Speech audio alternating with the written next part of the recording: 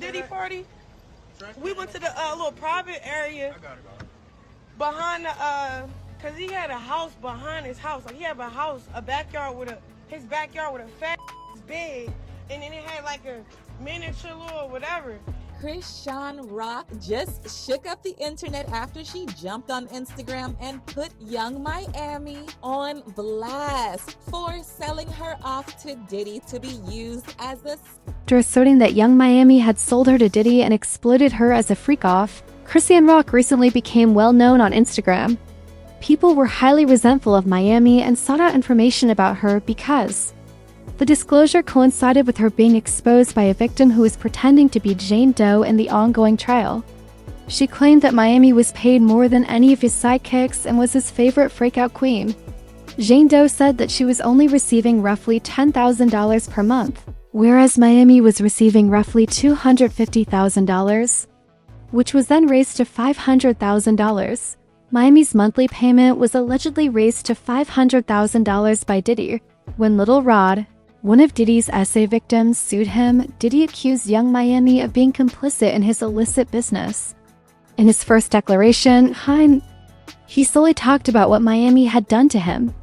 However, he later amended his case to include the fact that she had received up to $250,000 in exchange for a variety of crimes, including moving cocaine across state lines on his behalf.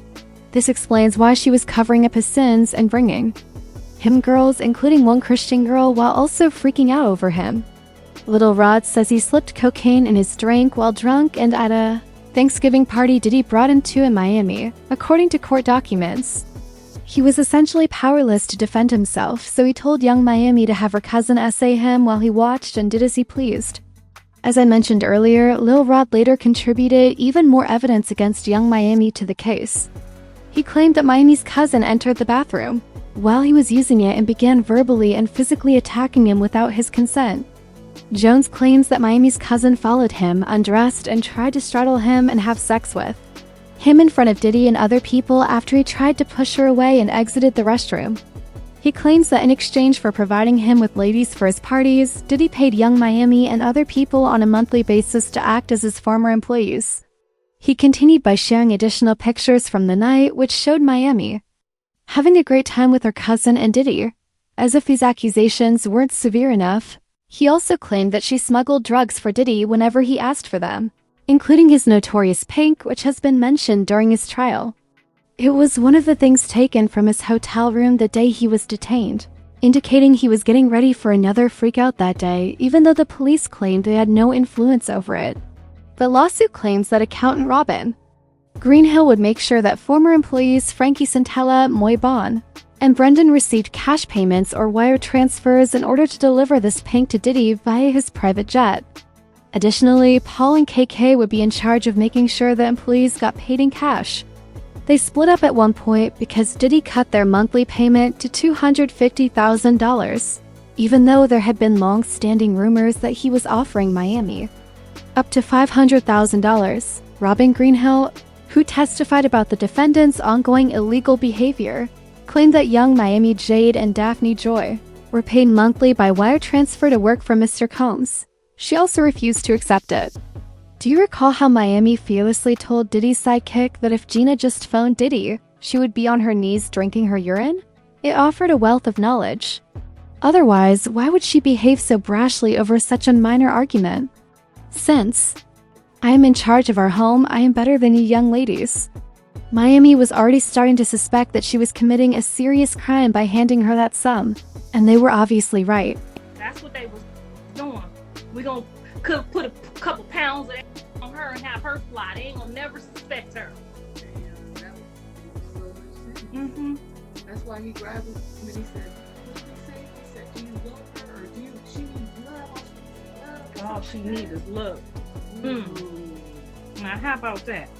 We're going to explore all the possibilities. Initially, people thought Carlissa was trying to clout chase off the situation, but they did their own digging and actually found receipts of what Carlissa was talking about. People found an old video of Chrisean at one of Diddy's parties where he kept leaning over and kissing her face.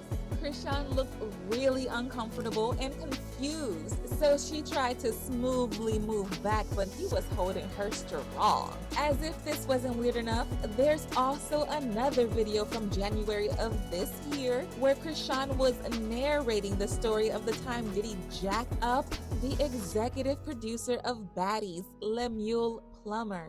She said Diddy invited her and Lemuel to his private room, which was right behind his actual house. Apparently, this house was where some private things happened, which people suspect are his freak-offs. In that house, no phones were allowed, and Lemuel wasn't even allowed to bring his security with him. Chrisean said that as soon as she and Lemuel got inside to meet Diddy, Diddy grabbed him by his collar for underpaying her for being on Baddies. Now, I was confused as hell when I first heard this, because what does her getting underpaid by Lemuel have to do with Diddy?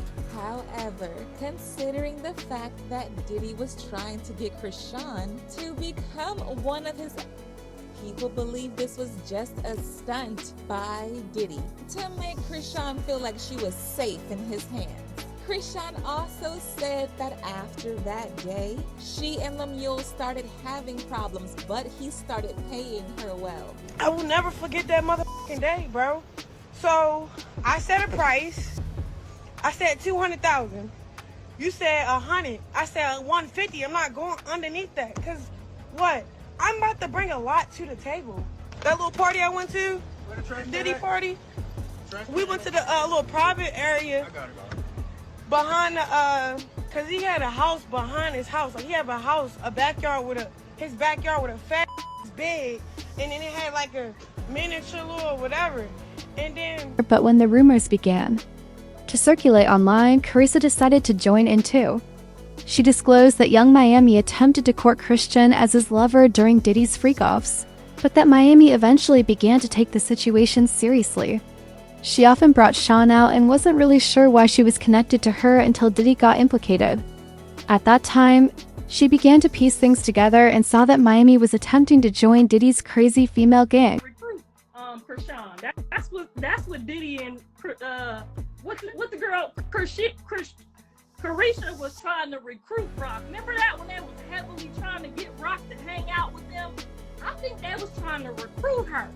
She got a lot going on. We're gonna talk about it on this podcast. We're gonna get to the nitty gritty of all the gritty of the nitty, because it's necessary. I think them was trying to recruit her, because remember they just had her pulling up to everything. Yeah, remember? See what I'm saying? We don't. This podcast gonna be, because y'all know the mama know everything in everybody's business. So we gonna find out on this podcast. We ain't gonna talk no shit about nobody. We ain't gonna mock nobody, but we definitely gonna explore the possibilities that was going on. Because they kept calling her, remember, pull up to the birthday party.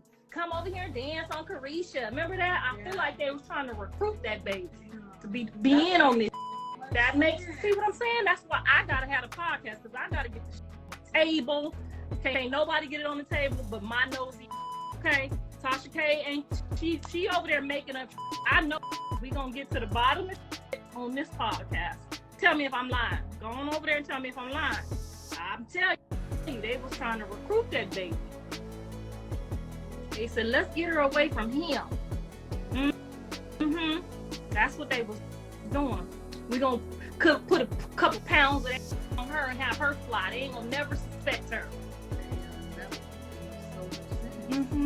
That's why he grabbed him and he said, what did he say? He said, do you love her, or she needs love? All she needs is love.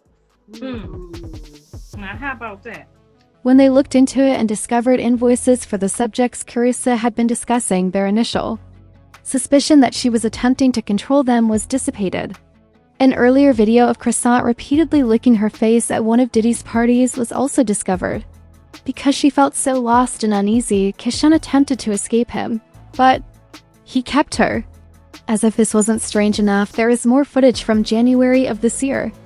Daddy's executive producer, Lemuel Plummer, got jacked when Diddy called her and Lemuel to his hidden chamber directly behind the mansion.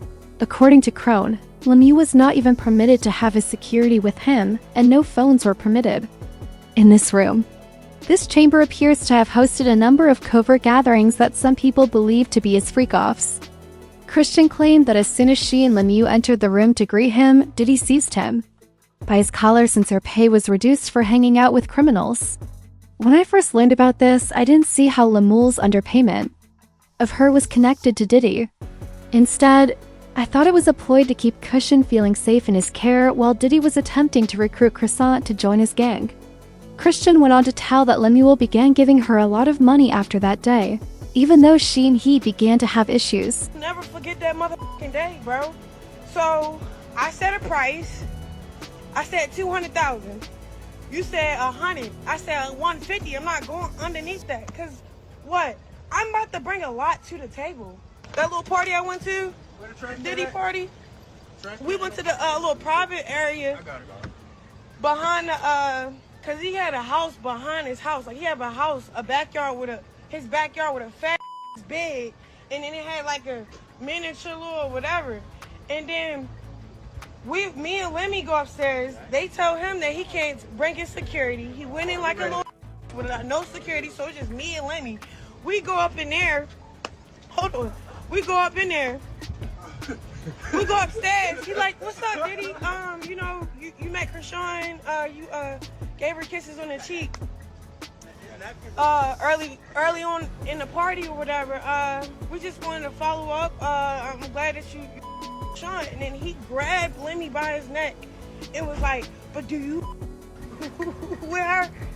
Like, don't play with her. All she needs is love. Don't play with her. Don't play with her. And I didn't understand that till Diddy employed this tactic to persuade Dawn that she deserved more, just like Cassie, and that he was the one who would make it happen for her. His second victim, Jane Doe, whom I have already mentioned, testified that he used the same method to get her.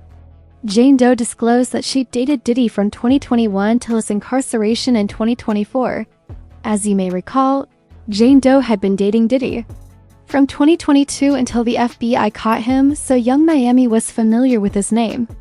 In contrast to Cassie, Jane Doe acknowledged that she stayed with Diddy because he covered her rent and promised to give her more than $10,000 a month provided she agreed with all of his requests. Their stories are the same, but for that, she continually complained that she didn't want to do any of it, including the freak-offs, but Diddy merely gaslighted her by reminding her who was paying the bills and saying that he would stop doing all of those things if she left. Then she began to panic once more. One of the reasons she left him was because she saw photos of him with Turks, Cos, and Young Miami. She refused to go crazy with him. Thus, it appears that he chose Miami over her. This surprised Miami because it suggests that she was likely aware of the shenanigans and agreed to remain silent as long as the money was pouring in. If Miami had gone crazy with Diddy, nobody would have cared. Was certainly drawn in this way to lure unsuspecting women like Sean to join as well. One person said that they should have gotten Lemmy and Natalie first, while another said that obtaining Rock would have been a mistake because Rock wouldn't keep a secret. Young Miami is doing this for Diddy, and Natalie is doing this for Lemmy. What are your thoughts on this? What if they really were trying to get Chrisean? Remember to watch this other pornographic movie by clicking here, and feel free to share your opinions in the space provided for comments below.